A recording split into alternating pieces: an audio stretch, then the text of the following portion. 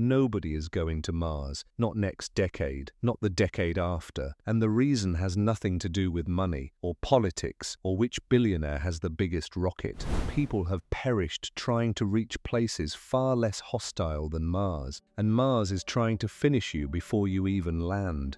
And here is a question. Supposing you could bring one person with you to Mars to keep you entertained for 1 year, who would it be? Let me know in the comments. I will pin the most creative answer. Now let's begin. Mars has captured human imagination for a very long time. The ancient Romans named it after their god of war because of its blood-red color. Early astronomers peered at it through the first telescopes and saw polar ice caps, dark patches that seemed to shift with the seasons. And for a while, some people genuinely believed there might be canals on its surface built by an advanced civilization. We now know that was wishful thinking, but that wish tells you something powerful about us as a species. We have always looked at Mars and asked, could we go there? And the modern answer, at least from the people with the microphones and the funding, seems to be, yes, soon. NASA has spoken about human missions in the late 2030s. Elon Musk, who founded SpaceX, has spoken for years about landing humans on Mars within this decade.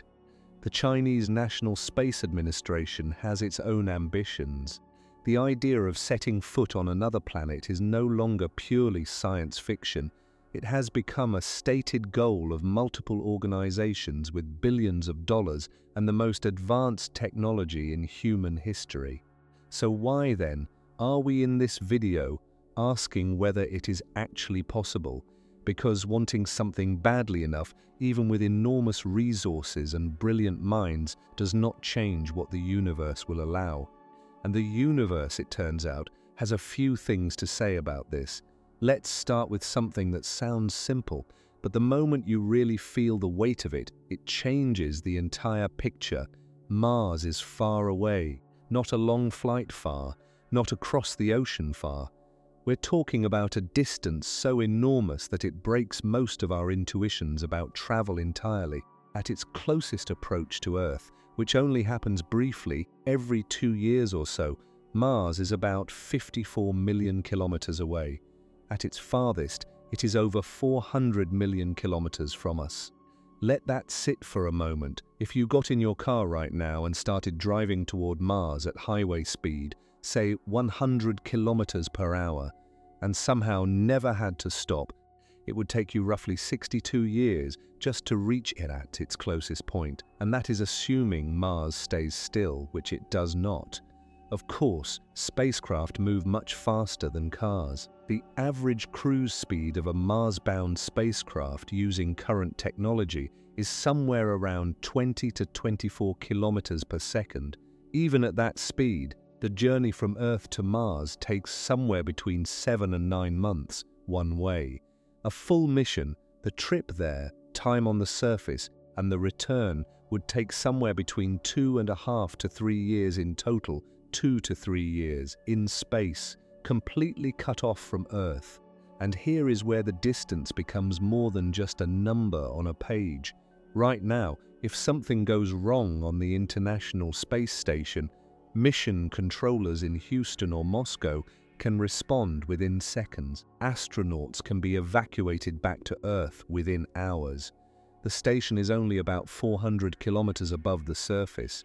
It is, cosmically speaking, right next door, but on a mission to Mars, a signal traveling at the speed of light.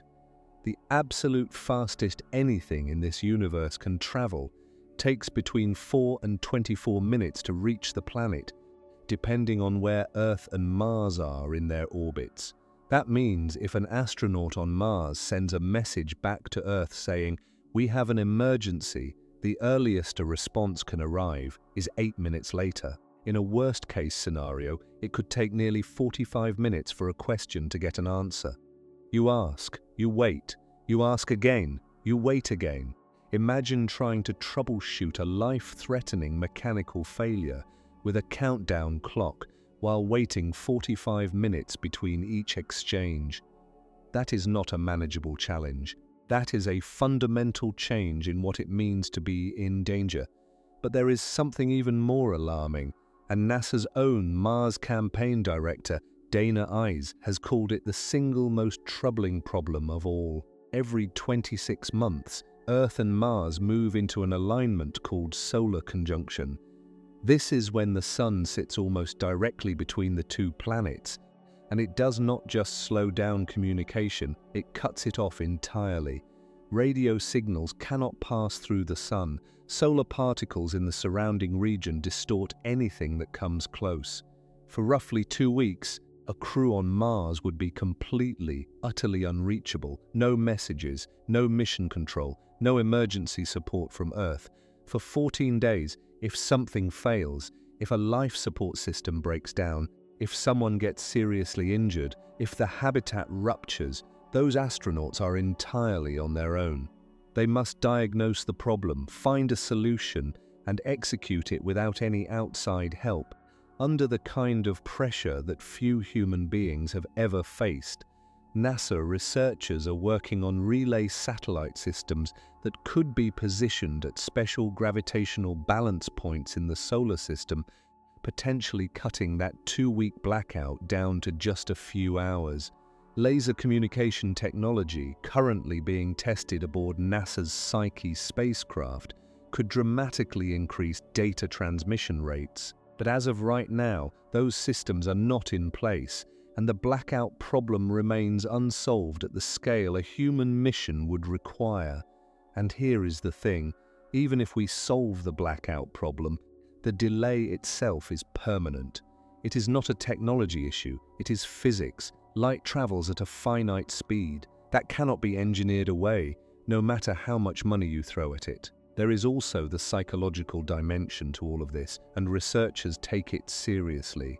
Studies on isolation, submarine crews, Antarctic winter teams, and notably the Mars 500 experiment conducted in 2010, in which 6 volunteers spent 520 days sealed inside a simulated Mars habitat in Moscow, show that prolonged communication delays and isolation create real, measurable deterioration in human mental performance, depression, sleep disorders, interpersonal conflict, impaired decision-making.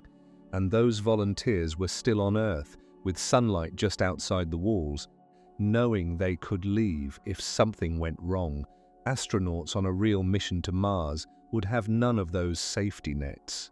The distance alone, this one single factor, is enough to make a human Mars mission one of the most dangerous undertakings in the history of our species. But here is the unsettling part. The distance is not even close to the biggest problem. What waits between Earth and Mars, invisible, silent, and utterly relentless, makes the communication delay look like a minor inconvenience. It is something that cannot be seen, cannot be felt in the moment, and yet has the potential to end a mission or a life long before any spacecraft touches down on the red, dusty surface of another world. Let's talk about something you cannot see, cannot smell, cannot feel, and yet, from the moment a spacecraft leaves Earth's protective magnetic field, it begins working on the human body like a slow, invisible fire. Radiation, not the kind you picture from a nuclear power plant warning sign, though that is part of the family. We are talking about something far more pervasive, far more ancient, and in many ways far more difficult to deal with. We are talking about the radiation of deep space itself, the kind that has been traveling across the galaxy for millions, sometimes billions, of years before arriving quietly and without ceremony at whatever happens to be in its path. Here on Earth, you are protected by 2 things working together. First, our planet's magnetic field, the magnetosphere, acts like an enormous invisible shield, deflecting charged particles away before they can reach the surface. Second, Earth's atmosphere, a thick blanket of gas roughly 100 kilometers deep, absorbs and scatters whatever manages to get through. Between those 2 layers of protection, you receive somewhere around 2 to 3 millisieverts of radiation per year just from natural background sources. That is a manageable number. The human body has had billions of years to evolve inside that protection. The moment you leave it, everything changes. In 2012, NASA's Curiosity rover made its way to Mars aboard the Mars Science Laboratory spacecraft. Tucked inside the capsule was an instrument called the Radiation Assessment Detector, RAD for short, specifically designed to measure what any future human traveler would actually be exposed to during the journey. It was one of the most important experiments ever launched because until that point, a lot of the radiation estimates for deep space travel were based on models and projections. RAD gave us real numbers, and the real numbers were sobering. During the 153-day trip from Earth to Mars, RAD measured a total radiation dose of around 0.3 sieverts. That doesn't sound like much until you put it in context. The current career irradiation limit set by NASA for astronauts, the total amount they are allowed to accumulate over their entire career, is somewhere between 0.6 and 1 sievert, depending on age and biological sex, calculated to keep the increased lifetime risk of fatal cancer below 3%. The journey to Mars one way used up roughly a third of that entire career limit. Before the astronaut even arrived, add the return journey, and you've already consumed 2/3 of a lifetime allowance just from transit, not counting anything that happened on the surface. Now think about what that actually means inside the human body. Radiation in space comes in two main flavors, and both are dangerous in different ways. The first is solar energetic particles, SEEBs, which are bursts of charged particles, mostly protons, thrown out by the sun during events like solar flares and coronal mass ejections. These events can happen with very little warning. During a major solar particle event, radiation levels can spike dramatically within minutes, creating what researchers call a radiation storm. Inside a spacecraft with limited shielding, that kind of event could deliver a lethal dose in a matter of hours. The second type is galactic cosmic rays, GCRs, and these are in some ways even more troubling. Unlike solar particles, galactic cosmic rays don't come from our sun. They come from outside our solar system, the remnants of ancient supernova explosions accelerated to nearly the speed of light over millions of years of travel through the galaxy. They arrive from every direction at all times, with no warning and no pattern. And because they travel at such enormous energies, they interact with matter in a completely different way than lower energy radiation. When a galactic cosmic ray particle strikes a human cell, it doesn't just damage the cell's outer membrane or break a few chemical bonds. High-energy heavy ions, the most dangerous component of GCRs, can tear straight through the DNA double helix, creating what scientists call complex clustered damage. This means multiple breaks and alterations in the same small region of the DNA strand, the kind of damage that the cell's natural repair mechanisms were simply not built to handle. Lower energy radiation causes single-strand breaks that the body can usually fix. GCRs cause multi-strand catastrophic breaks that often cannot be repaired correctly or at all. The downstream consequences include elevated cancer risk, but the concerns go far beyond that. NASA-funded research published in peer-reviewed journals has shown that exposure to GCR-equivalent radiation in animal models causes measurable damage to the central nervous system. Studies using mice exposed to the kinds of heavy ion radiation found in deep space showed significant neurological impairment, problems with memory, learning, decision-making, and anxiety responses.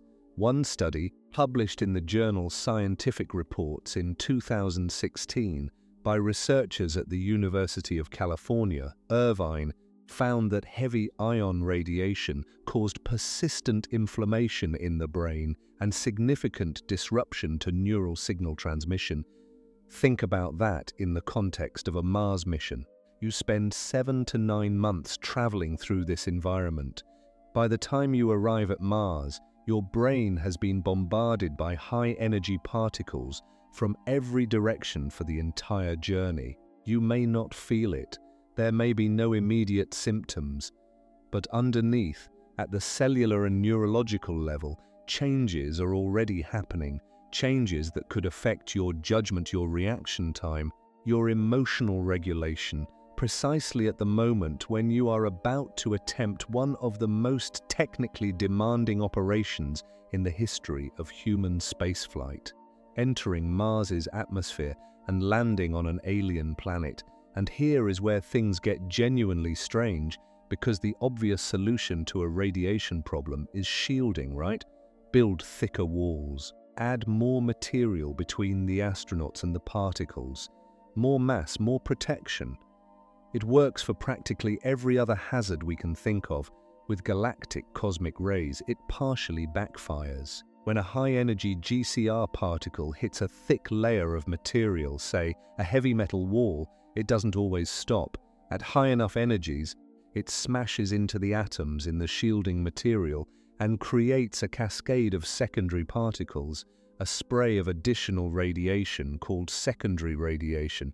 Depending on the material, adding more heavy shielding can actually increase the total radiation dose the crew receives, because now you have the original particle plus the secondary spray it generated on impact.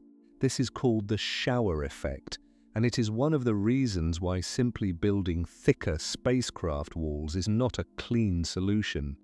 Lighter materials, hydrogen-rich substances like polyethylene plastic or water, are actually more effective at reducing GCR exposure because they have a lower atomic mass, which produces fewer secondary particles on impact. NASA has experimented with water walls, with polyethylene panels, and with the idea of having astronauts sleep in water-surrounded sleeping quarters during the highest risk periods. These approaches help, but they do not solve the problem. They reduce it to a degree while adding mass to the spacecraft, which creates its own engineering nightmare when it comes to fuel requirements and launch costs. And if you're now thinking, what about a magnetic shield like Earth's magnetosphere? That idea has been explored seriously. A superconducting magnetic shield, strong enough to deflect galactic cosmic rays, would need to generate an enormous magnetic field. The technology to do this at the required scale, with an acceptable mass and power budget, does not currently exist.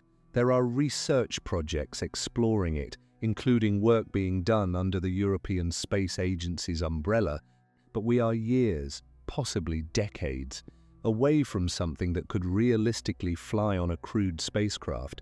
At this point, I want to step back for just a moment because I know this can start to feel like a wall of bad news. And I want to be honest with you about why I think talking about this stuff honestly actually matters.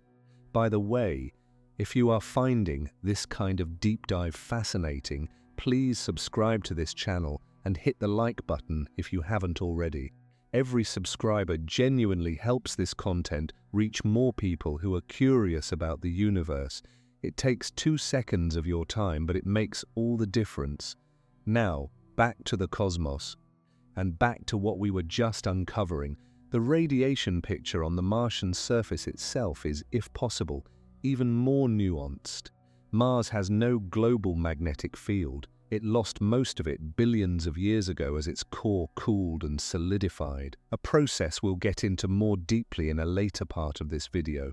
Without that magnetic field, and with an atmosphere only about 1% as thick as Earth's, the surface of Mars is exposed to both solar particle events and galactic cosmic rays with almost no natural protection. The RAD instrument, after Curiosity landed in Gale crater in 2012, continued measuring radiation on the surface. Its data showed that an astronaut on Mars would receive somewhere around 0.6 to 0.7 millisieverts per day just from surface exposure, not counting any solar particle events that might occur on top of that baseline. over a 500-day surface stay, which is roughly the minimum time astronauts would need to wait for the planets to realign for the return trip. That adds up to another significant chunk of the career limit, stacked on top of what was already absorbed during transit. The combined radiation dose for a full Mars mission, transit there, time on the surface, transit back, has been estimated in multiple studies to push the total well beyond NASA's current career limits, potentially reaching 1 sievert or higher, depending on solar activity during the mission. That means every single person on such a mission would be exceeding the limits that NASA's own scientists consider acceptably safe, and doing so before they even return home. Natalie Starinsky, a former NASA Human Research Program scientist, has said plainly that radiation is one of the 5 major risk categories that must be resolved before human Mars exploration can be considered safe. The others, isolation, distance, the closed environment of a spacecraft, and the effects of microgravity on the body, are all serious in their own right. But radiation, she has noted, is unique because it is cumulative, essentially irreversible, and unlike most other risks, cannot simply be engineered away with current technology. This is not pessimism, it is precision. The scientists who study this are not trying to stop Mars exploration. Most of them are the biggest advocates for it. They talk about it the way you talk about something you love desperately and want to protect from harm. They want to get it right. They know that sending human beings into a radiation environment that significantly exceeds safe exposure limits, without a solution firmly in hand, is not bold exploration. It is something else entirely.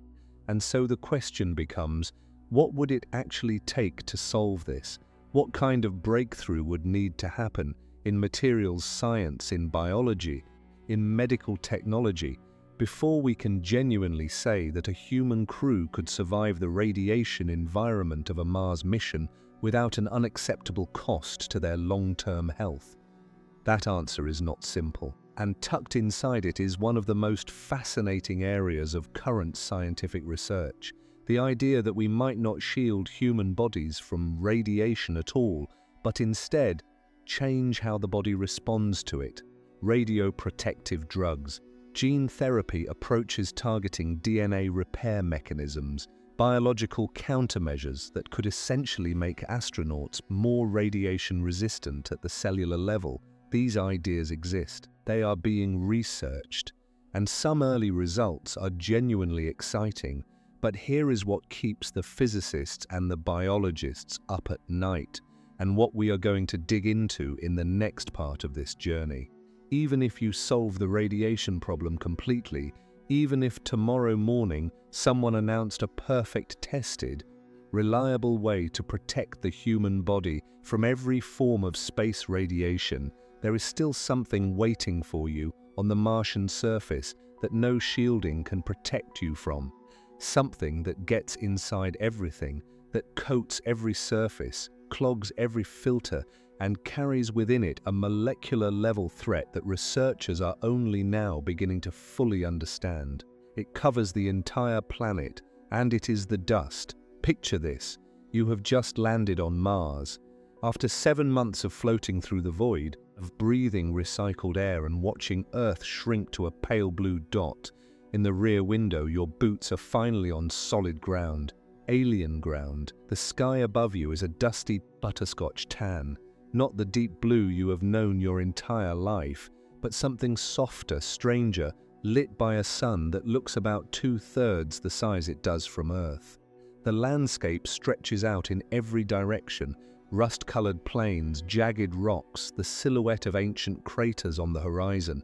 It is, by any measure, one of the most extraordinary moments in the history of the human species. And then the wind picks up. At first it is barely noticeable, a faint hiss against your helmet visor, a slight haze building on the horizon. But within hours the sky begins to darken.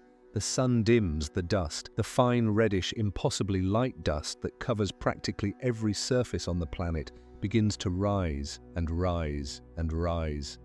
What comes next is not a sandstorm in any sense you have ever experienced. It is something that belongs to a different category of natural phenomenon entirely, something that on Mars has swallowed entire continents and blotted out the sun for months at a time. And it is one of the reasons why the surface of Mars may be one of the most hostile places a human being could ever try to survive. Let's start with the dust itself, because before we even get to the storms, the material that makes up Martian dust is, at the chemical level, genuinely alarming. For a long time, scientists assumed Martian dust was more or less what it looked like: pulverized rock, mostly iron oxide, which is what gives the planet its famous red color. Fine, irritating, inconvenient, but not necessarily dangerous in a unique chemical sense. The kind of thing you might manage with good filters and careful procedures. Then, in 2008, NASA's Phoenix lander touched down near the Martian North Pole and scooped up soil samples for analysis. And buried in those samples was something that changed the entire conversation about surface habitability. Perchlorate is a chemical compound, a chlorine atom bonded to 4 oxygen atoms, and it occurs naturally in some arid environments on Earth, like the Atacama Desert in Chile. In small amounts, it is not immediately dangerous, but on Mars, perchlorate compounds appear to be distributed across the surface at concentrations roughly between 0.5 and 1% by weight. That might sound small, but it is orders of magnitude higher than what is considered safe for human exposure on Earth. Here is why that matters for a human mission. Perchlorates are a known endocrine disruptor. They interfere directly with the thyroid gland's ability to absorb iodine, which the thyroid needs to produce the hormones that regulate your metabolism, your heart rate, your body temperature, and a cascade of other essential biological functions. Chronic exposure, even at relatively low levels, can suppress thyroid function in ways that compound over time. And on Mars, where the dust is essentially everywhere, the exposure risk is not theoretical, it is environmental. It is the ground you walk on, the air inside your habitat if filtration ever fails, the surface of your equipment, the seals around your airlock. But it gets more complicated because perchlorates on Mars do not behave the way they do on Earth.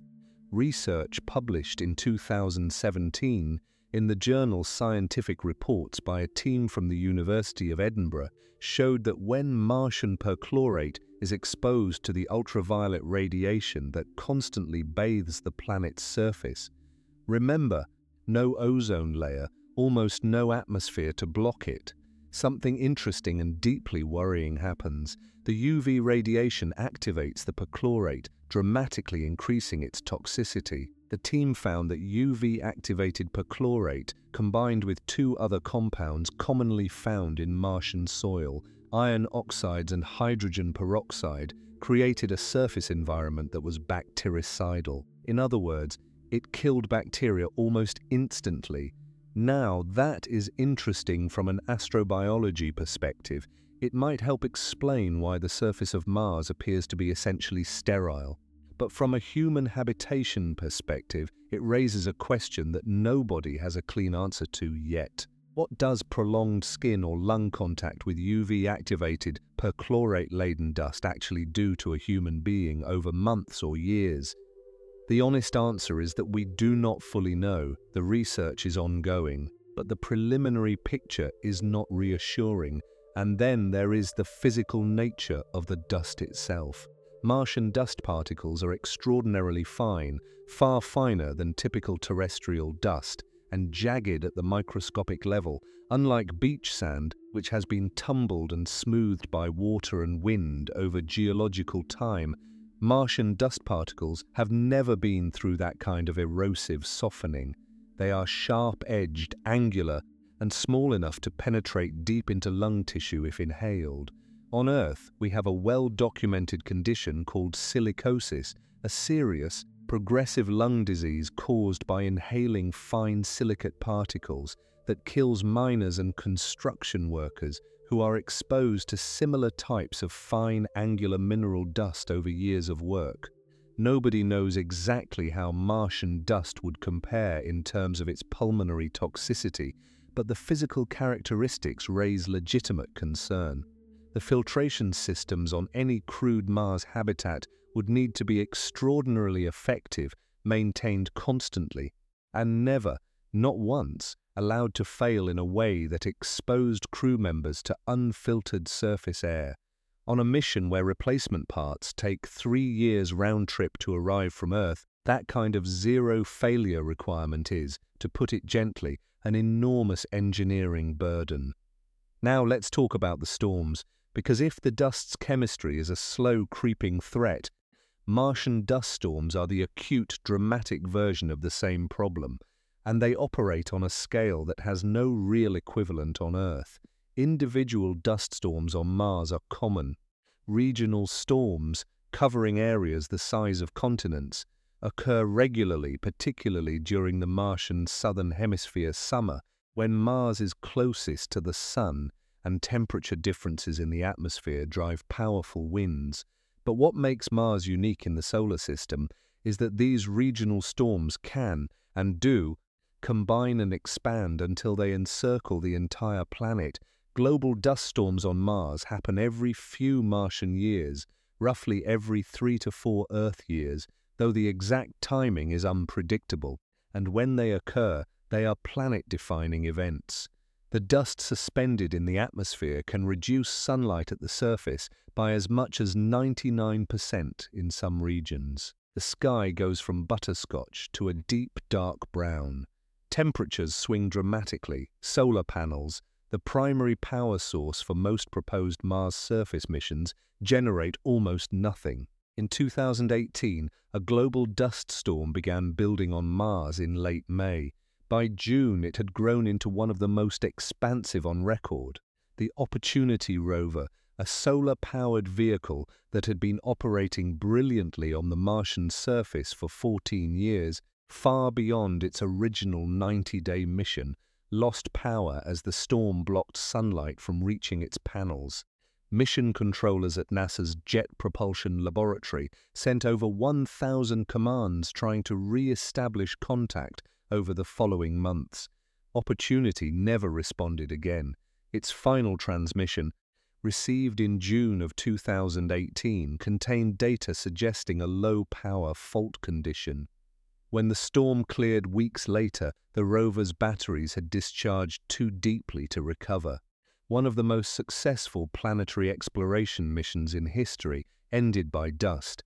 Now apply that to a human crew. A crewed Mars mission would almost certainly rely, at least partially, on solar power, because nuclear power systems capable of sustaining a full-scale human habitat have not yet been developed and tested at Mars-appropriate scales. Although NASA and the Department of Energy are working on a fission surface power system concept, if a global storm hit during a mission, and statistically, over the 2 to 3 year duration of a Mars surface stay, the odds of encountering at least a major regional storm approach near certainty. The crew would face a cascading set of emergencies simultaneously. Power generation would drop, life support systems, oxygen generation, CO2 scrubbing, water recycling, thermal regulation, all require continuous electrical power. Backup battery systems have finite capacity. If the storm lasted weeks, as they routinely do, and the crew could not generate enough power to maintain all systems simultaneously, they would face impossible choices about what to keep running and what to let go. At the same time, they would be confined indoors. No surface excursions during a major storm. The reduced visibility, the electrostatic charge that Martian dust storms build up, and the equipment risk all make outdoor operations effectively impossible. The crew would be sealed inside their habitat, consuming consumables, waiting for a storm whose end date they cannot predict, watching their power reserves slowly decline. The psychological pressure of that scenario, combined with the already existing isolation, the communication delays, and the physical effects of long-duration spaceflight on the body is something that has no real parallel in any human experience that we can currently train for. NASA's Human Research Program has identified this combination of factors under what they call behavioral health and performance risks, and it is one of the 5 main categories of concern for long-duration deep space missions. Research from Antarctic expeditions, submarine deployments, and the already mentioned Mars 500 simulation all point in the same direction. Human beings under extreme, prolonged confinement with high stakes and limited control show measurable degradation in cognitive performance, interpersonal cohesion, and emotional regulation. Not every person, not every mission, but reliably enough and seriously enough that mission planners cannot ignore it. And here is something that rarely gets discussed in the enthusiastic Mars headlines. A crew under extreme psychological stress, making decisions under time pressure, with impaired sleep and elevated anxiety, is also a crew more likely to make errors. Operational errors on Mars, a misread pressure gauge, a missed seal check, an incorrect chemical mixture in the life support system, are not the kind of errors you can recover from the way you might on Earth. The margin for mistake is essentially zero. There is one more dimension to the dust problem that most people have never heard of, and it sits at the intersection of chemistry and engineering in a way that is almost poetic in how perfectly it illustrates the difficulty of this whole endeavor. Martian dust is electrostatically charged.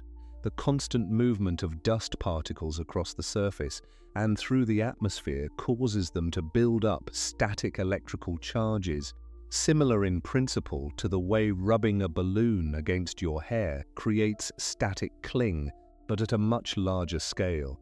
This electrostatic charge means that Martian dust does not just settle on surfaces the way ordinary dust does. It actively clings to them: solar panels, spacesuit visors, instruments, seals, sensors, camera lenses. Everywhere on Earth, static electricity is mostly an annoyance. On Mars, it is an engineering problem with no clean solution. Spacesuit designs have to account for it. Habitat designs have to account for it. Any piece of equipment taken outside and then brought back inside, which would need to happen regularly during surface operations, has to be decontaminated carefully, because a single contaminated item brought into a pressurized habitat tracks perchlorate-laden, electrostatically charged dust into the living space. NASA has spent considerable resources studying dust mitigation techniques. Electrodynamic dust shields, surfaces with an embedded oscillating electric field that literally repels charged dust particles, are one promising approach. They have been tested in laboratory conditions and show real promise, but they have not been validated at scale in real Martian conditions for the duration a human mission would require. This is the pattern you will notice throughout this entire story: promising approaches, real research, genuine progress, and then a gap between where the technology currently is and where it needs to be before you can stake human lives on it. The dust knows this. The storms don't care, and Mars, ancient and indifferent, waits.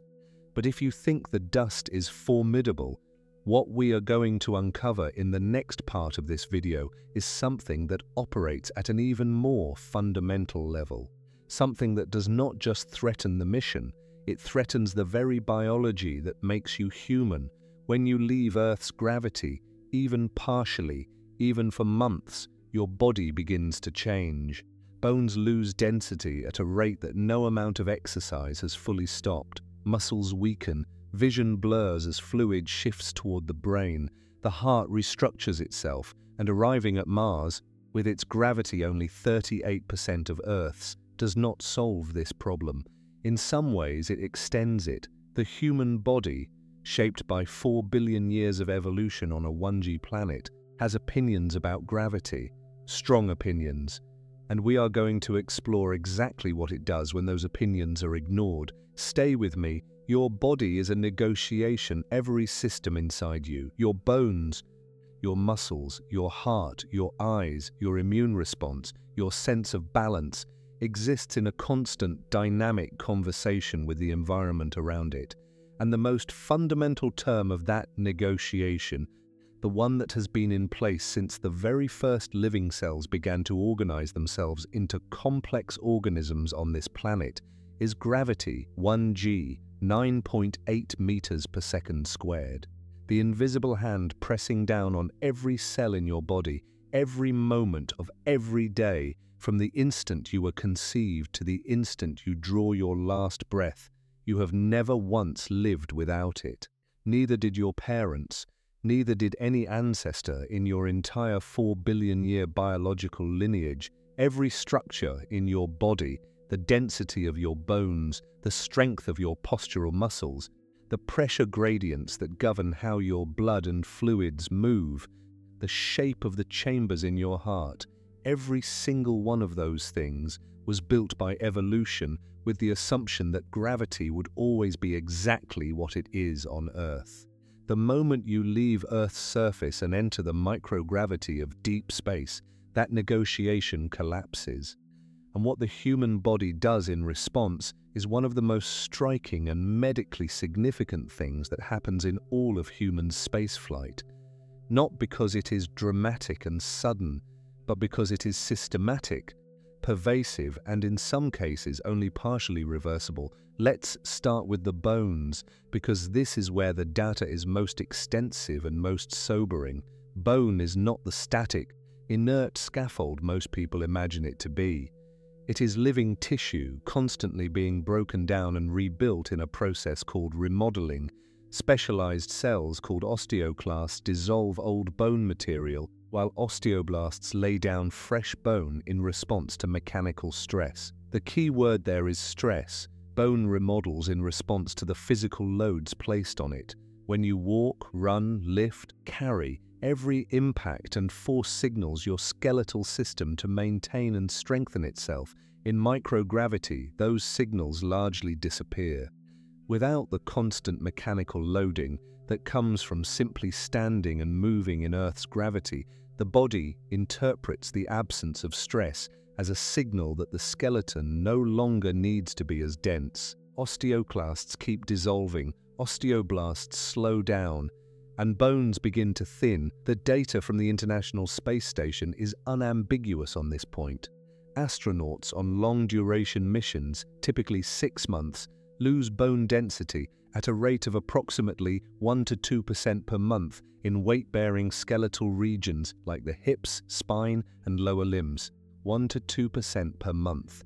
To put that in perspective, postmenopausal women who experience some of the fastest natural bone loss on Earth lose roughly 1 to 2% per year. Astronauts lose that same amount in a single month. By the time a crew member returns from a 6-month International Space Station mission, they may have lost 7 to 12% of the bone density in critical load-bearing regions. After a 9-month transit to Mars, those numbers climb further. And unlike many other physiological changes in spaceflight, bone density loss does not fully recover after return to Earth. Studies following long-duration ISS astronauts have shown that some bone density loss appears to be permanent, particularly in the trabecular bone of the spine and hip, which is also the most structurally important. NASA astronaut Scott Kelly, who spent 340 days aboard the International Space Station in his record-breaking year-long mission, underwent extensive medical testing before and after. His bone density data, along with his twin brother Mark's data collected simultaneously on Earth as a control, became part of the landmark NASA twin study published in Science in 2019. The results were fascinating and troubling in equal measure. Changes in gene expression, cognitive function, telomere length, gut microbiome composition, and yes, significant bone and muscle effects, some of which persisted well beyond his return to Earth. 340 days is roughly the length of a one-way trip to Mars with a little extra buffer. Imagine arriving at Mars with bones weakened to that degree, and then attempting to perform the physically demanding work of surface operations, lifting equipment, managing pressurized suits, responding to emergencies in a gravitational field that is 38% of Earth's. Not zero, but not enough to trigger the kind of skeletal reloading that promotes recovery either. This is the cruel irony of Martian gravity. People sometimes assume that landing on Mars would help the body begin recovering from the effects of microgravity transit. And in some ways it might. Any consistent gravitational load is better than none. But 38% of Earth's gravity is not enough to fully restore the mechanical signals that drive bone remodeling back toward Earth normal levels. The body would be in a kind of limbo, no longer in microgravity, but far from the conditions under which it evolved to maintain itself. The exercise countermeasures developed for the International Space Station, 2 to 3 hours of structured physical training per day, using resistance machines designed specifically to simulate loading in microgravity, have helped slow bone and muscle loss but not stop them. And on a Mars mission, those hours of daily exercise have to compete with mission operations, scientific work, maintenance tasks, and the basic demands of survival. The time budget is brutal. Now let's talk about muscles, because this is where the effects become visible most quickly. Without gravitational loading, skeletal muscles, particularly the postural muscles of the back, legs, and core, begin to atrophy with startling speed. The soleus muscle in the calf, which on Earth is almost constantly engaged just to keep you upright and balanced, can lose up to 30% of its mass during a 6-month spaceflight. Even with countermeasure exercise, grip strength declines, leg strength declines. The entire muscular architecture of the body, built around the assumption of constant gravitational work, begins to downsize itself in response to a load that is simply no longer there. Returning astronauts frequently cannot walk unassisted immediately after landing. Their muscles, weakened and recalibrated for the microgravity environment, are not prepared for the sudden return to full Earth gravity. Recovery takes months of dedicated physical rehabilitation. Some functions recover well, others recover more slowly or incompletely. Now imagine a crew member in this condition, weakened bones, atrophied muscles, a body recalibrated for weightlessness, needing to perform physically demanding tasks on the Martian surface immediately upon arrival. The landing itself would be a major physiological challenge. The early days of surface operations, the most critical phase of the mission when everything is being set up and when the risk of equipment failures is highest, would be managed by people whose bodies are operating at a significant physical deficit. The fluid shifts are something most people have never heard of, and they are among the most counterintuitive effects of spaceflight on the human body. On Earth, gravity pulls your body's fluids, blood, cerebrospinal fluid, lymphatic fluid, downward.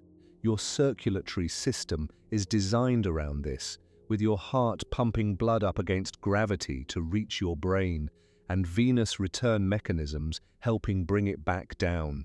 Your body maintains different fluid pressure gradients in your upper and lower body as a result, and every system that depends on those gradients, including your eyes, is calibrated accordingly. In microgravity, that cephalad fluid shift, the movement of fluid toward the head, begins within hours of entering weightlessness. Astronauts frequently report feeling stuffy, as if they have a constant head cold, because the nasal passages are engorged with fluid that on Earth would have drained downward. Their faces become noticeably puffy, their legs thin out, and something else begins to happen, slowly and silently. Deep inside the skull, the fluid shift increases intracranial pressure, the pressure of the fluid surrounding the brain and spinal cord. Elevated intracranial pressure pushes against the back of the eyeballs, deforming the shape of the eye, flattening the optic nerve where it meets the retina, and causing folds to develop in the choroid, the vascular layer behind the retina. The result is a condition NASA researchers have named Spaceflight-Associated Neuroocular Syndrome, SANS, and it causes vision problems that range from mild blurring to significant, lasting deterioration of visual acuity. Roughly 70% of astronauts on long-duration missions report some visual changes. A substantial portion show structural changes in the eye that can be measured on imaging. Some of those changes persist after return to Earth. In 2016, a study published in the New England Journal of Medicine found that 11 of 27 long-duration astronauts showed clinically significant optic disc edema, swelling of the optic nerve, and a majority had measurable structural changes in the eye and brain. Think about that number. More than half of long-duration astronauts showing measurable structural changes in their eyes and brains. Not rumors, not projections, documented medical findings in people who had been to space and returned. For a Mars crew, the timeline is not 6 months. It is potentially 2 to 3 years.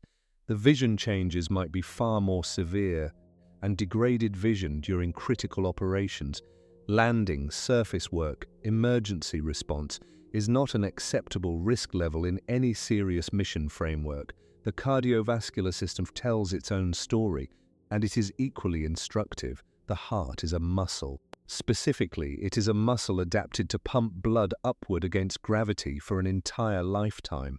In microgravity, the left ventricle, the heart's main pumping chamber, no longer needs to work as hard because fluid pressure in the vascular system changes significantly without gravitational gradients. The heart begins to restructure itself in response. Studies have documented a decrease in left ventricular mass during spaceflight. The heart muscle itself becomes smaller and less powerful because the body is adapting to reduced workload demands. When Scott Kelly's data was compared with his twin brothers at the end of the twin study, one of the findings was a change in cardiac geometry, the shape of the heart, that was not present in Mark Kelly's Earth-based measurements. The heart had literally begun to reshape itself in response to the new environment, a smaller, restructured heart returning to Earth, or arriving at Mars, with its 38% gravity, faces a sudden increase in workload that it has been adapting away from for months. The risk of cardiac events, orthostatic intolerance, the inability to maintain blood pressure when upright, and general cardiovascular deconditioning is elevated precisely at the moment of arrival, when physical demands peak. There is one more system affected by microgravity that deserves serious attention, and it is one that touches everything else. The immune system. Research aboard the International Space Station, along with animal studies and ground-based simulations, has consistently shown that microgravity disrupts immune function in multiple ways. Natural killer cell activity, the body's frontline defense against virally infected cells and cancer cells, is reduced. Latent viruses that the immune system normally keeps suppressed, including Epstein-Barr, the varicella zoster virus that causes chickenpox and shingles, and certain strains of herpes simplex, reactivate in astronauts during spaceflight at significantly higher rates than in matched ground controls. A study published in 2019 found that these viruses were being shed at much higher rates by astronauts than by people on Earth, even in the absence of obvious clinical symptoms. On a Mars mission, a compromised immune system interacting with radiation exposure, which independently damages immune cells and disrupts bone marrow function, and the psychological stress of isolation and confinement would create a compounded vulnerability that no individual countermeasure fully addresses. The crew would be immunologically vulnerable precisely in an environment where medical evacuation is 3 years away, and the nearest hospital is, quite literally, on another planet. All of this, the bone loss, The muscle atrophy, the fluid shifts, the vision changes, the cardiac restructuring, the immune suppression is measurable, documented, and real. It is not science fiction, it is not speculation. It is the accumulated medical record of what happens to human beings when they leave the gravitational environment their bodies were built for. And here is the thing that ties it all together in a way that should give you pause. Every single one of these effects, every physiological adaptation, every system struggling to recalibrate is happening simultaneously, not one at a time, not in isolation. The bones are thinning while the muscles are weakening, while fluid is pushing against the brain, while vision is changing, while the heart is restructuring, while the immune system is struggling. The human body is not a collection of independent parts, it is a system. And when you stress it in as fundamental a way as removing gravity, the stress propagates through every part of it at once. Researchers at NASA's Human Research Program call this the integrated risk problem. The challenge stamped that the interactions between multiple physiological stressors can produce outcomes that are worse than what any single stressor would produce alone. Radiation plus immune suppression is more dangerous than either is separately. Cognitive impairment from neurological radiation damage plus the vision changes from fluid shifts is more operationally dangerous than either in isolation. The risks compound and multiply in ways that are genuinely difficult to model and even more difficult to counteract. And we haven't even talked about what happens to the mind, because the body can be measured, scanned, and tracked with instruments. The psychological and neurological toll of extreme isolation on the human mind, the loneliness, the sensory monotony, the weight of knowing that no rescue is possible, is harder to quantify and in many ways harder to solve. That is exactly where we are headed next. There is a specific kind of silence that only exists in certain places on Earth. You find it in the heart of Antarctica, in the middle of winter, when the temperature outside drops to -80 degrees Celsius and the darkness has not lifted in months. You find it in the interior of a nuclear submarine, running silent at depth, where the crew has been sealed inside a steel tube for weeks, with no contact with the surface world. You find it in remote research stations, in isolation chambers, in the kind of places where human beings voluntarily go, in the name of science, in the name of duty, and discover things about themselves that the ordinary noise of daily life never allows them to confront. Psychologists have been studying what happens to people in these environments for decades, not because they enjoy cataloguing human suffering, but because the military, the space agencies, and the research institutions that send people into extreme isolation have a very practical need to understand what breaks people down and what keeps them functional. What they have found is not comforting, but it is, in a way that matters deeply, profoundly human. Let's start with a simulation, because it is one of the most important and most underreported psychological experiments ever conducted in the context of space exploration. In June of 2010, 6 volunteers, 4 Russians, 1 Frenchman, and 1 Italian Colombian, climbed into a sealed facility in Moscow and did not come out for 520 days. The project was called Mars 500, organized by the Russian Institute of Biomedical Problems in partnership with the European Space Agency, and its goal was to simulate, as closely as possible, the psychological experience of a crewed round-trip mission to Mars. The facility consisted of a series of interconnected modules totaling roughly 550 cubic meters, roughly the living space of a modest apartment, shared between 6 people for a year and a half. There were no windows to the outside world.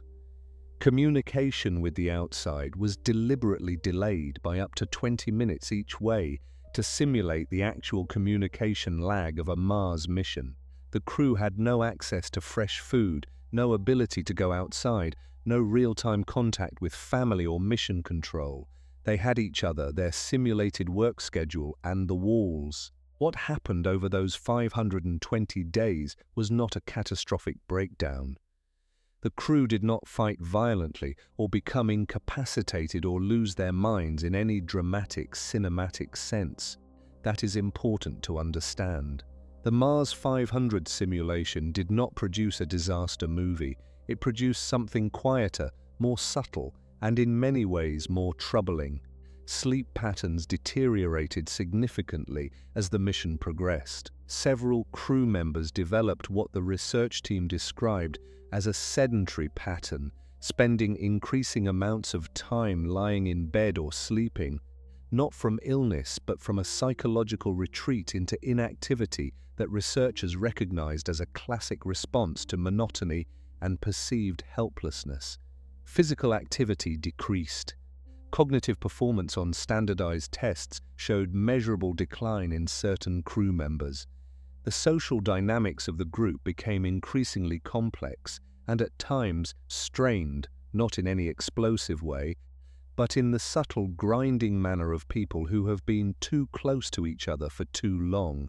With no escape and no relief, one crew member in particular showed a pattern of activity and sleep disruption that, according to the published analysis, resembled the symptoms of a mild depressive episode, again, not dramatic, not disabling, but real and measurable in the data. And this was a simulation. The crew members knew at every moment that they were on Earth. They knew that if something went seriously wrong, medically, psychologically, socially, the walls could be opened, the experiment could be stopped. The outside world was real and reachable, even if deliberately kept at a distance. The safety net, invisible but present, was always there. On an actual Mars mission, there is no safety net. There is no door that opens. There is no version of the scenario in which the experiment can be stopped. The Antarctic winter-over studies fill in the picture with decades of data from a real-world extreme isolation environment. At research stations like McMurdo and, more intensively, the Concordia and Vostok stations, which host small crews through the Antarctic winter in conditions of months-long darkness, brutal cold, and complete geographic isolation, researchers have documented a consistent cluster of psychological and behavioral changes that appear reliably across different populations, different cultures, and different mission structures. The most well-documented of these is something called the third quarter phenomenon. When you divide the duration of an Antarctic winter-over stay into 4 quarters, the third quarter, roughly the period from the halfway point to about 3/4 of the way through, consistently shows the highest rates of psychological distress, interpersonal conflict, and cognitive difficulties.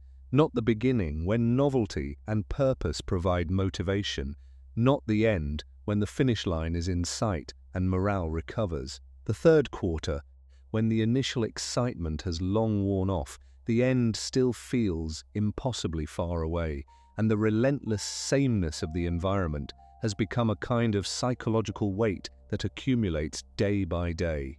Researchers studying this pattern have described it as a phase of psychological hibernation, a semi-conscious withdrawal of engagement from the environment and from other people, as a self-protective response to a situation the mind cannot change or escape. People become quieter, more irritable, less motivated, interpersonal friction increases. Small annoyances that would be trivial in ordinary circumstances, a colleague's eating habits, a recurring noise, a difference in working style, become sources of genuine conflict, because in an isolated environment, there is no walking away, there is no going home after a difficult day. The irritant is always there, and so is the irritation. Now consider the timeline of a Mars mission. 2.5 to 3 years from departure to return. The third quarter of that timeline would fall somewhere in the middle of the surface stay, exactly when the crew would be attempting their most complex and physically demanding surface operations. The period of highest psychological vulnerability would coincide with the period of highest operational demand. That is not a coincidence of scheduling. It is a structural feature of the mission architecture itself, and it has no clean solution that current psychology or pharmacology can fully provide. There is something else that the simulations and the Antarctic studies both point toward, and it is perhaps the most fundamentally human challenge of the entire Mars mission profile: communication delay. At the distances involved in a Mars transit or a Mars surface stay, the speed of light becomes a hard limit that no technology can overcome.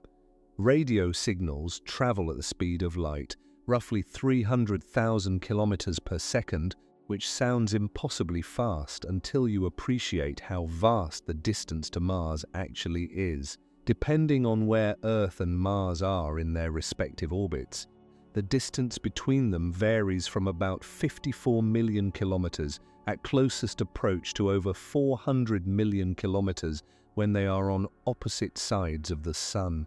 At minimum distance, a signal takes about 3 minutes to travel one way. At maximum distance, it takes roughly 22 minutes. In practice, during a surface mission, a one-way communication delay would typically range from somewhere around 5 minutes to over 20 minutes. A two-way conversation, ask a question, wait for an answer, would take between 10 minutes and 45 minutes or more. Ride that again. 45 minutes to have a single exchange. There is no real-time phone call home. No video chat with your children in any normal conversational sense. No talking through a difficult moment with a counselor or a spouse in the way that human beings process emotion.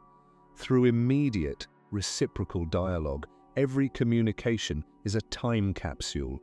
You send a message and then you wait, sometimes for the better part of an hour, and then you receive a response to what you said, which was recorded somewhere between 5 and 22 minutes after you said it, from a person who, by the time you hear their voice, is already that many minutes further into their own day. The emotional experience of this has been documented in smaller ways through Antarctic winter-over crews, through submarine deployments, and through the Mars 500 simulation. What researchers consistently find is that the communication delay, even when it is simulated rather than real, creates a profound sense of disconnection that text descriptions do not adequately capture. You stop reaching out as naturally. The conversation becomes more formal, more considered, less spontaneous, because every spontaneous impulse runs into the wall of delay before it can complete itself. The emotional back and forth that makes human connection feel alive simply cannot happen the same way across 22 light minutes. Over the course of 2 to 3 years, this effect compounds into a kind of existential aloneness that has no parallel in any current human experience. You are surrounded by your crew, who are simultaneously your colleagues, your neighbors, your only society, and your primary source of interpersonal stress, all at once, with no rotation, no relief, no fresh faces, no outside perspective. Researchers at Harvard Medical School, the University of Houston, and various European space medicine institutes have all contributed to an emerging picture of what long-duration isolation actually does to the brain at a neurobiological level, and some of the findings are striking. Studies examining the brains of Antarctic winter-over personnel using MRI imaging have found measurable reductions in the volume of the dentate gyrus, a region of the hippocampus critically involved in learning, memory formation, and spatial navigation following extended isolation periods. A study published in the New England Journal of Medicine in 2019, led by researchers from the University of Pennsylvania, measured hippocampal volume in 14 scientists before and after an approximately 14-month Antarctic expedition. On average, the participants showed a roughly 7% reduction in dentate gyrus volume compared to control subjects who had not been isolated. They also showed lower levels of a brain protein called BDNF, brain-derived neurotrophic factor, which is essential for neuronal growth and maintenance. 7% is not a catastrophic number, but it is measurable, it is real, and it raises a serious question. What does 2 to 3 years of isolation and sensory monotony do to the same brain structures, especially when combined with the radiation exposure we discussed in Part 2 and the fluid shift-related intracranial pressure changes we covered in Part 4? The answer, again, is that we do not fully know. The combined synergistic effect of multiple simultaneous neurological stressors, radiation, isolation, fluid shifts, sleep disruption, on human cognitive function over a Mars mission-length timeline has not been studied because no one has yet been in that environment. The research that exists comes from partial analogues that each capture 1 or 2 pieces of the picture, not all of them at once. What we can say with confidence is that the brain arriving on Mars after 9 months of transit would not be the same brain that left Earth. In ways both physiological and psychological, it would have been changed by the journey, and the person making the critical, high-stakes decisions of the arrival phase would be making them with that changed brain, in a changed body, carrying the accumulated weight of months of isolation, radiation exposure, muscle atrophy, vision changes, and sleep disruption. There is a concept in human performance research called cognitive reserve, the brain's resilience and capacity to maintain function in the face of damage or stress. People differ in their cognitive reserve based on genetics, education, physical health, and mental health history. Under normal circumstances, even people with lower cognitive reserve function perfectly well. But under conditions of high and sustained stress, the kind that strips away that reserve layer by layer, individual differences in resilience become operationally significant in a way they never would be in ordinary life. Mission success on Mars, with its zero-error margin requirements, would depend on crew members maintaining their cognitive reserve throughout the mission, but the mission itself, by its very nature, would be systematically depleting that reserve from day one. This is not a solvable problem in the way that an engineering problem is solvable. You cannot design your way out of the fundamental human need for genuine connection, for sensory variety, for the kind of psychological replenishment that only comes from an environment richer and more responsive than a sealed habitat on a dead planet. Researchers talk about countermeasures, virtual reality environments to simulate the outdoors, carefully designed private spaces within the habitat, psychological support from trained counselors on Earth, transmitted via time-delayed video. These things help at the margins. They are real tools and real efforts, born out of genuine care for crew well-being.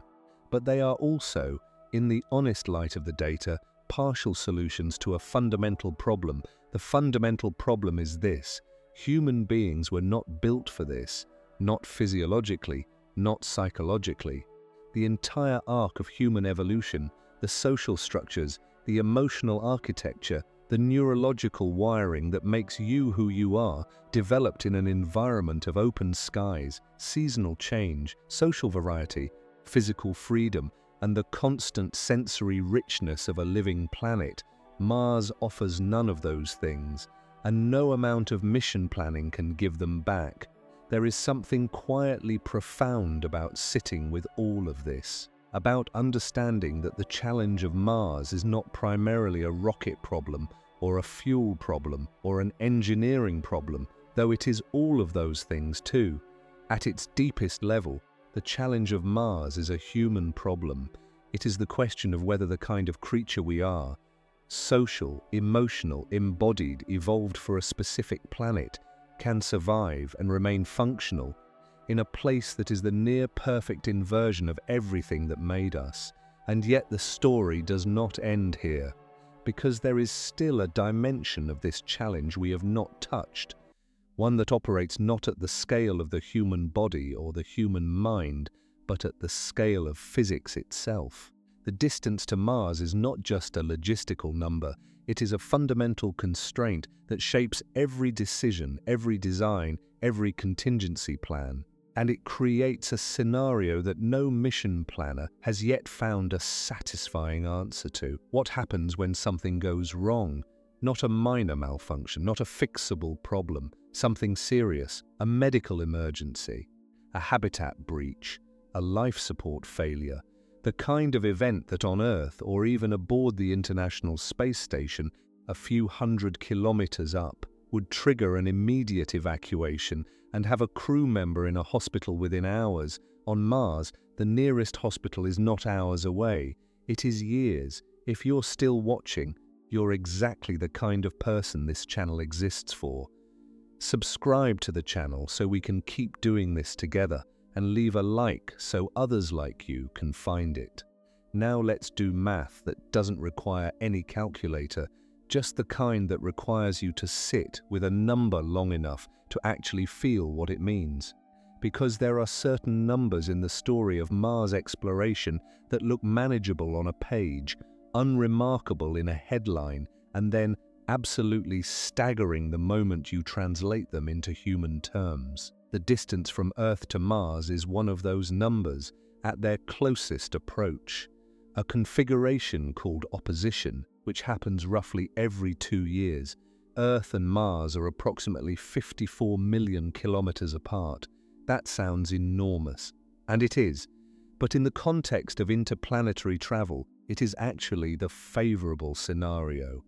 The one mission planners build their launch windows around, the one that represents the best-case version of the distance problem.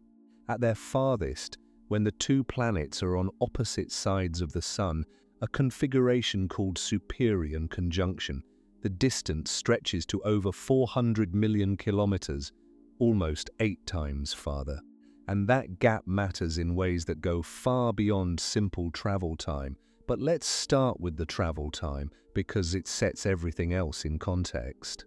A crewed spacecraft traveling from Earth to Mars using conventional chemical propulsion, the kind we actually have and have tested, would follow what is called a Hohmann transfer orbit. This is an elliptical path that uses the least fuel by launching at the right moment relative to Mars's position, then coasting through space in a long arc until the two orbital paths intersect. The transit time for this kind of trajectory under real mission conditions runs somewhere between 7 and 9 months, depending on the specific launch window and mission design. 7 to 9 months. One way, the crew arrives. They cannot immediately turn around and come home. The planets have moved. The next time, Earth and Mars will be in the right geometric relationship for a return trip.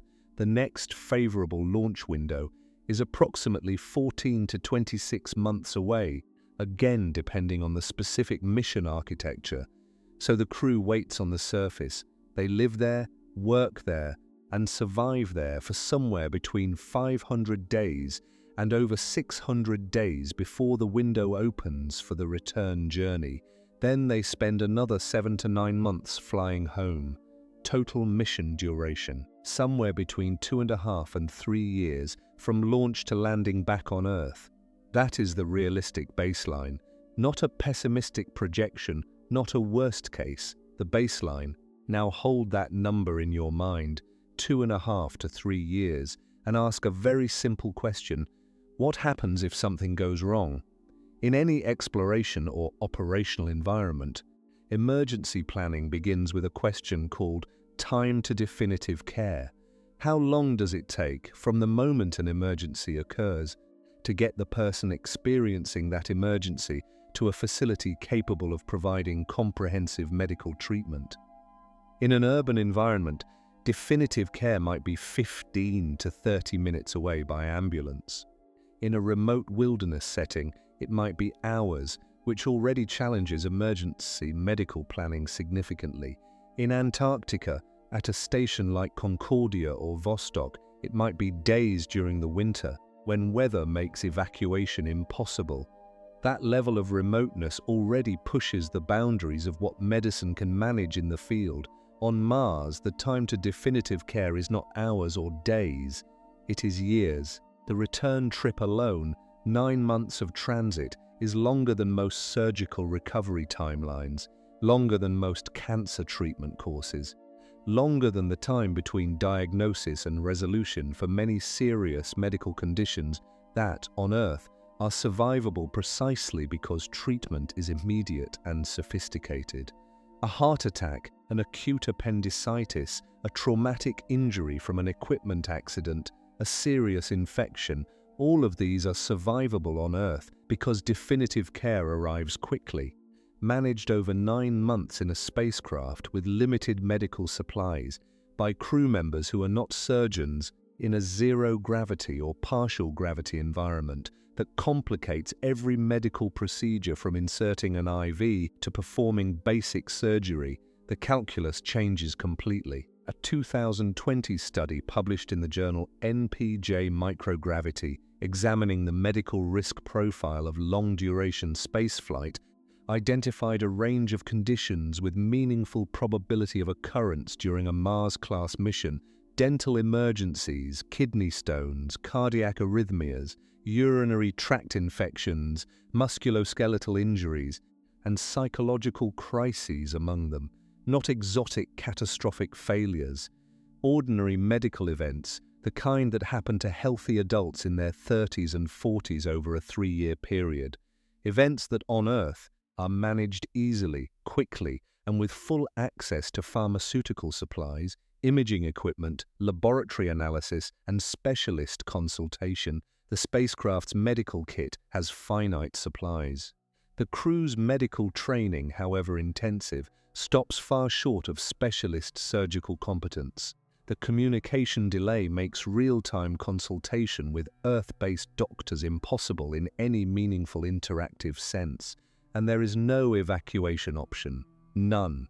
At any point during the transit or the surface stay, if a crew member develops a condition that exceeds the mission's medical capacity to manage, the answer is not evacuation. The answer is manage it with what you have, and hope. That is not a criticism of mission planning. It is a statement of physics. You cannot evacuate from Mars. The distance makes it categorically impossible with any propulsion technology currently in existence or realistically foreseeable within the next several decades. Now let's talk about the solar conjunction, because this is a piece of the distance problem that almost never appears in popular discussions of Mars exploration, and it is one of the most sobering constraints in the entire mission profile. Planets orbit the Sun. Earth orbits faster than Mars, completing a full revolution in roughly 365 days compared to Mars's 687. This means the relative positions of Earth and Mars are constantly changing, and periodically, roughly every 2 years, Mars passes behind the Sun from Earth's perspective, entering a region called superior conjunction. During conjunction, the Sun sits directly between Earth and Mars, and the Sun, as it turns out, is an extraordinarily powerful source of electromagnetic noise. Its corona, the superheated outer atmosphere, floods the space around it with plasma, charged particles, and radio interference that degrades and eventually destroys the ability of radio signals to pass through it reliably. The result is a communication blackout. During a Mars solar conjunction, all radio communication between Earth and Mars becomes unreliable or impossible for a period typically lasting several weeks, somewhere between 2 and 4 weeks, depending on the geometry. NASA has actually experienced this with its Mars robotic missions. During the 2022 conjunction, mission controllers halted commands to all active Mars spacecraft: Curiosity, Perseverance, the Ingenuity helicopter, the InSight lander, and the fleet of orbiters for approximately 2 weeks, because sending commands through the interference risked corrupting data in ways that could damage the spacecraft. They paused robotic missions for weeks. Now imagine that blackout occurring during a crewed mission.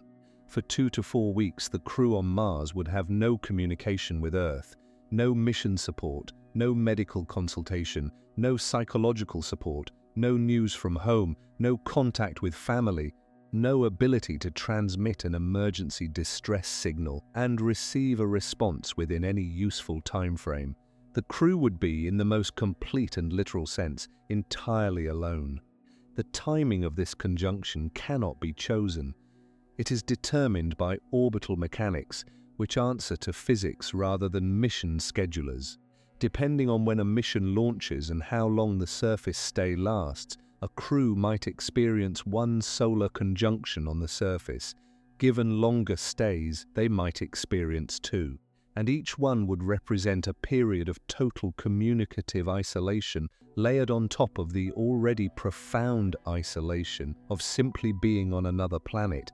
Mission planners do have strategies for this. Relay satellites in different orbital positions could potentially maintain a partial communication capability around the edges of the conjunction window. The crew would be trained to operate with full autonomy during blackout periods, with pre-prepared decision frameworks and emergency protocols designed to be executed without Earth input. But none of that changes the fundamental fact that for weeks at a time, the crew would be operating without any external support of any kind, making life or death decisions in an alien environment with no backup, no consultation, and no safety net. There is a name for this kind of operational condition in human factors research. It is called autonomous decision-making under extreme uncertainty, and the research literature on it, drawing from military special operations, deep wilderness expeditions, and remote industrial environments, is remarkably consistent about what it requires from the people doing it. It requires cognitive clarity, it requires emotional regulation, it requires the ability to think analytically under pressure, to evaluate options without the comfort of outside validation, and to commit to high-stakes choices with incomplete information.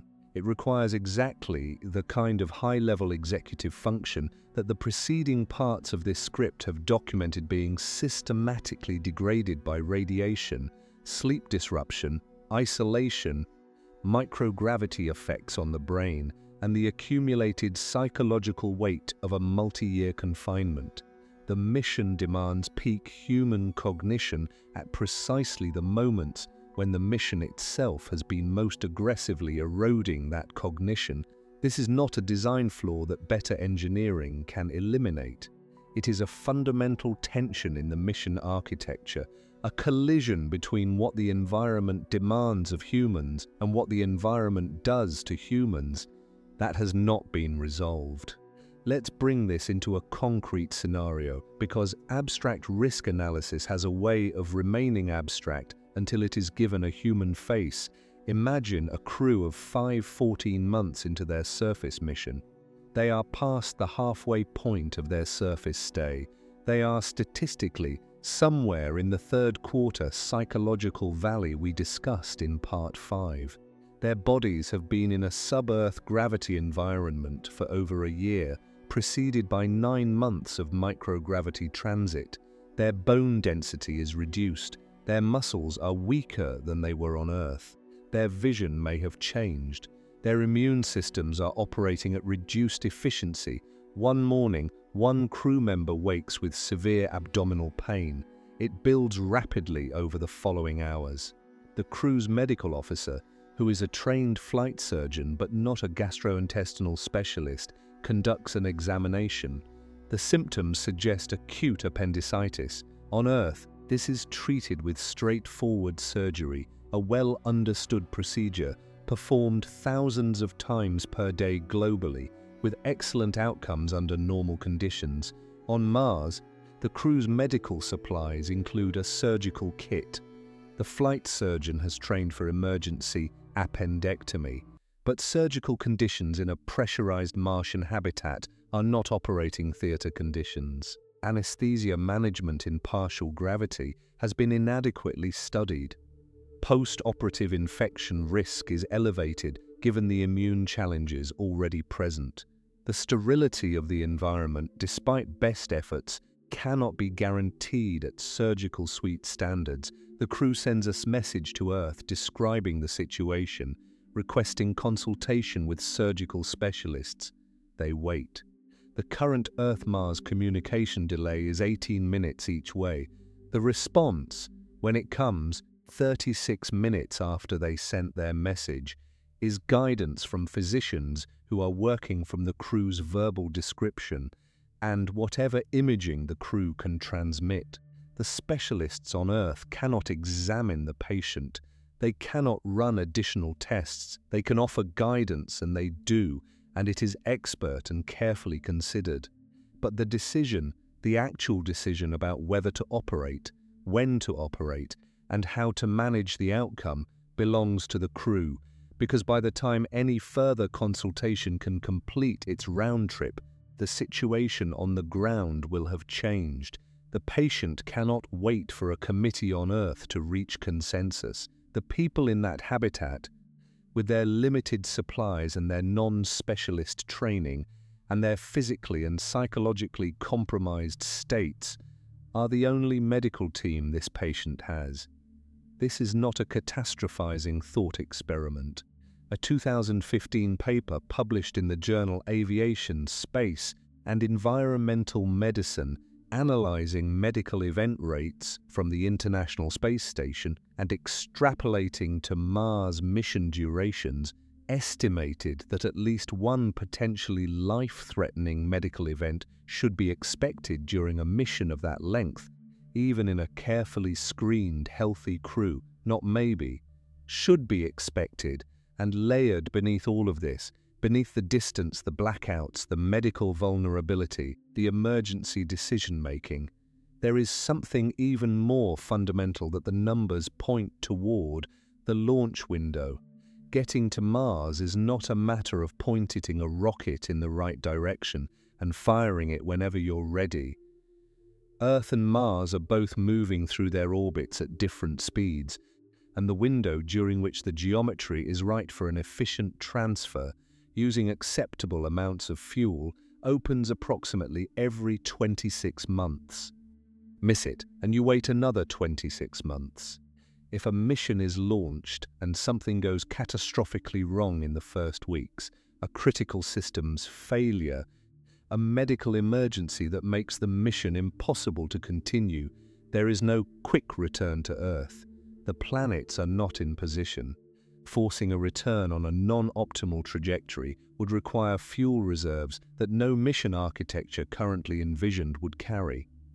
The crew, in a very real sense, is committed from the moment they leave Earth orbit. There is a point in the outbound journey, a point of no return, after which the most fuel-efficient path home actually involves continuing to Mars, orbiting it, and waiting for the next return window. You have left. You cannot come back. The only way out is through. Every astronaut, every mission planner, every flight director working on Mars mission design is aware of this. It is not a secret. It is one of the reasons why the psychological screening for Mars mission candidates goes far beyond anything required for International Space Station missions. The question is not just, can this person handle the mission? It is, can this person handle the mission with the knowledge that there is genuinely no way out? The ancient navigators who crossed open oceans in wooden boats faced something structurally similar: the terrifying commitment of sailing past the point where the coast was still visible, into waters with no reliable charts and no guarantee of return. And there is something in that parallel that is genuinely inspiring. Human beings have always pressed into the unknown. The drive is real, and it is beautiful, and it has carried our species to extraordinary places. But those navigators were also adapted to the ocean. Their bodies functioned on its surface the way they were built to function. The crossings were months, not years, and when they erred, when the navigation was wrong, when the ship failed, when the supplies ran out, the scale of the tragedy, however devastating, was finite.